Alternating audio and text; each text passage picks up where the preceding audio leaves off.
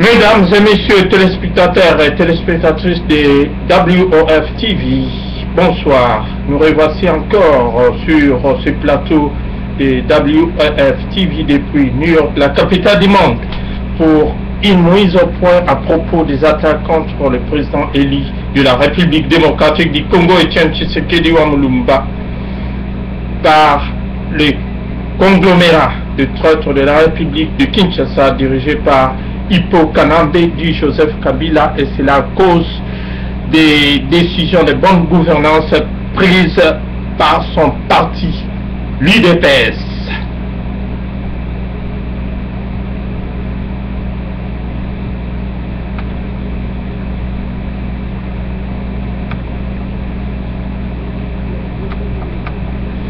Bonne gouvernance, démocratie et État de droit, le président Tshisekedi donne des leçons au sein de son parti.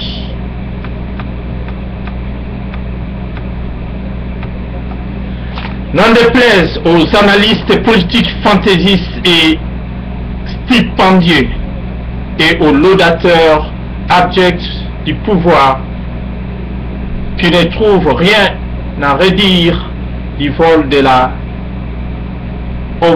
ration et de la sorte de militaires envoyés au front à l'Est, et dont les auteurs pourtant notoires ne sont jamais défoncés et punis, mais qui trouvent du plaisir à monter en épingle la sanction de certains cadres de l'UDPS, auteurs d'actes répréhensibles et de procédés indélicats, contraires à la ligne de leur parti qui lutte pour la démocratie, la bonne gouvernance et l'état de droit, et envoie des indices de dictateurs, de désordre et de confusion au sein de l'UDPS.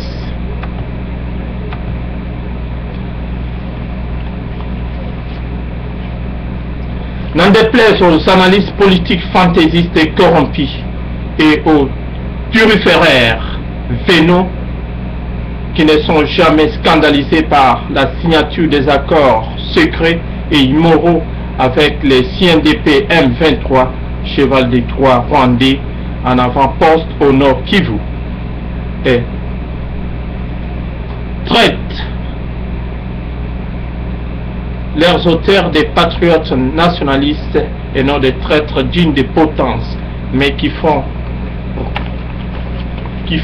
ridiculement tout un plan avec une délégation diabolique des galéjades montée de toutes pièces contre le député de l'opposition Eugène Dongala au Lumbala Adolphe Onosumba.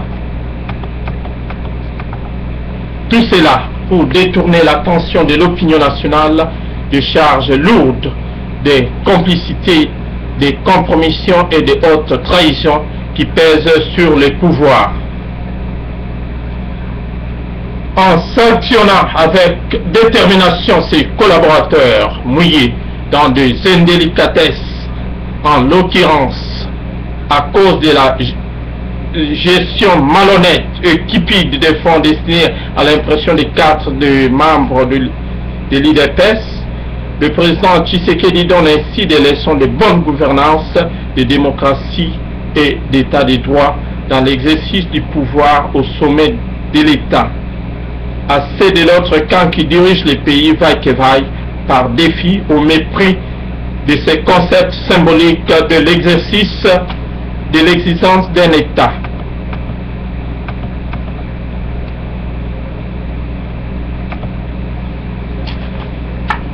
Les portails carcéraux restent toujours largement ouverts depuis des années qu'on avait décrété la fin de la récréation et la tolérance zéro, n'acquérant que le menu fretin des auteurs de larcin, tandis que tous les grands fossoyeurs de l'État, auteurs de graves crimes économiques, politiques, sont libres comme l'air et bombent les torses dans les institutions civiles, militaires et policières.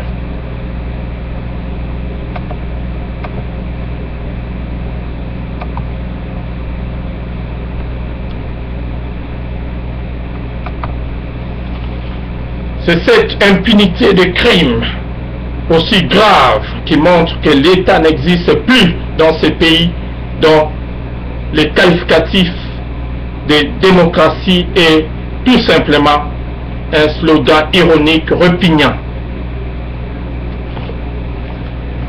À l'opposé des despotes déguisés en démocrates, le président Tshisekedi prend soin de balayer d'abord devant sa porte et montre qu'il est un grand homme d'État ayant des facultés éprouvées et des aptitudes particulières pour gérer les grandes affaires de ce pays qui paraissent complexes et insolubles pour les novices et les apprentis sorciers.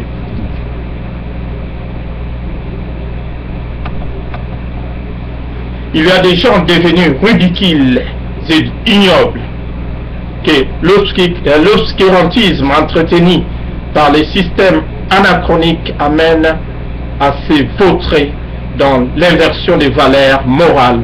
Ils prennent les vices pour les vertus inversement. Des actes de haute trahison sont des exploits de patriotisme et de nationalisme.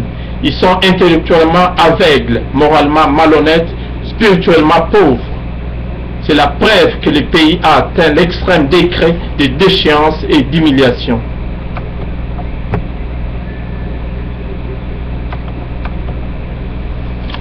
Au lieu de se sentir gêné et confit par les qualités d'homme d'État et l'illustration de la bonne gestion que le président Tshisekedi révèle spontanément au sein de son propre parti pour servir de leçon aux autres, on se livre bêtement et cyniquement à des critiques mesquines, haineuses et absurdes.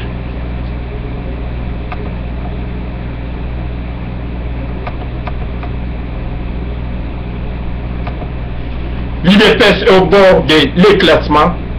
Tshisekedi est un dictateur.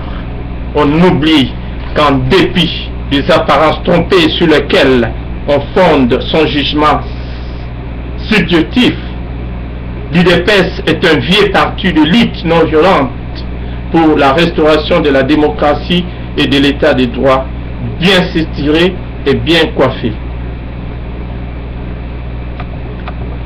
Il y a un comité de discipline et d'éthique qui connaît en première et dernier décret toutes les questions et soumet ses propositions au président qui, après avoir tout pesé, prend la décision finale des sanctions ou des réhabilitations.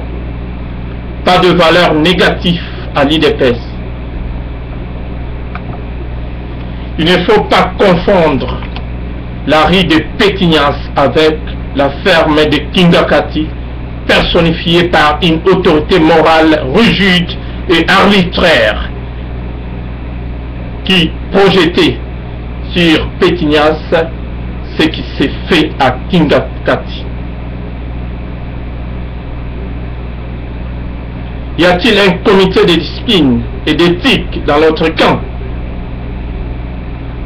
Y trouve-t-on des contradictions de nature quelconque? Là, tout le monde dit amen au bon vouloir de l'autorité morale. Quelle est cette structure connue, habilitée à s'occuper préalablement à toutes les questions et à les soumettre à l'autorité morale pour décision finale? Il n'y en a pas.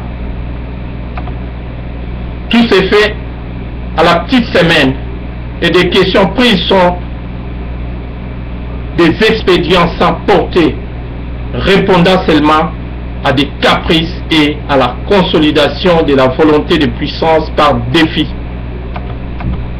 Le président Tshisekedi, qui, pour son combat politique de plus de 30 ans, met en avant la démocratie, la bonne gouvernance et l'état de droit, ne doit pas fermer les yeux sur les indélicatesses de ses collaborateurs et laisser installer dans son parti les valeurs négatives, lesquelles ont conduit dans l'autre camp qui les assimile, les digère et les infuse dans la société à l'affaiblissement et à l'anéantissement de l'État dans ces pays.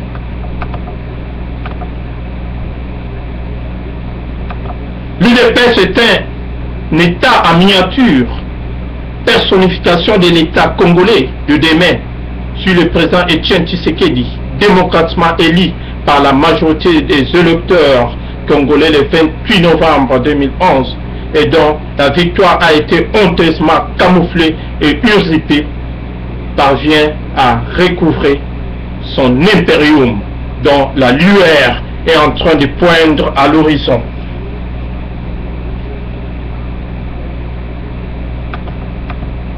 Les diplomates occidentaux basés à Kinshasa, les intellectuels congolais engagés et les analystes politiques honnêtes et objectifs ont une appréciation autre des sanctions de ces cadres de l'UDPS. C'est cette sanction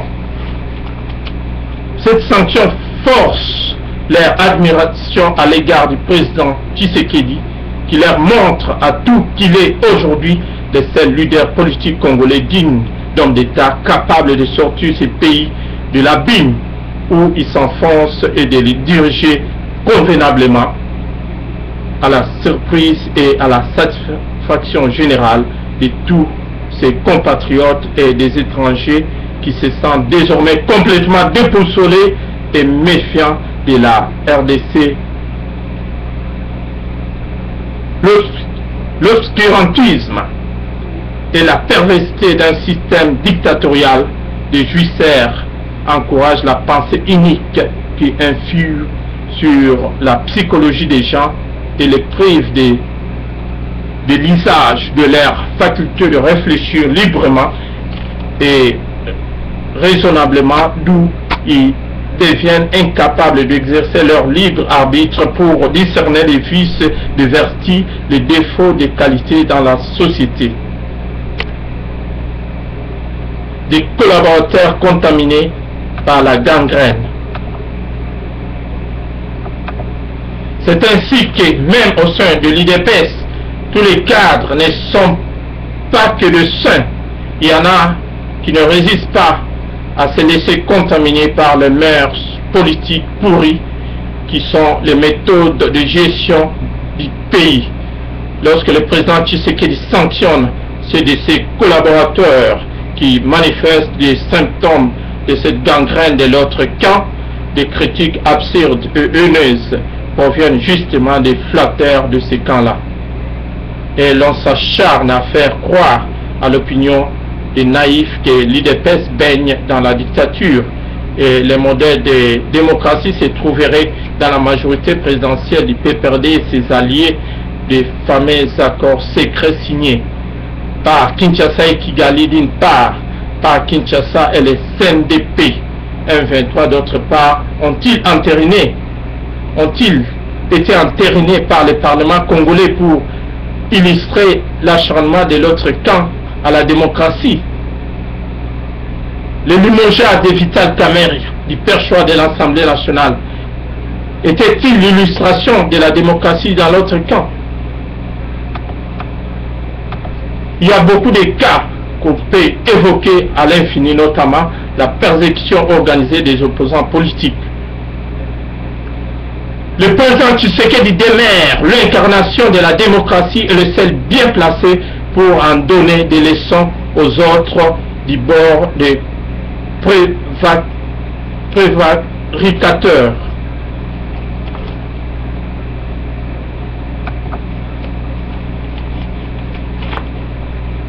Cet article a été signé Jean Sakawansaka, journaliste indépendant.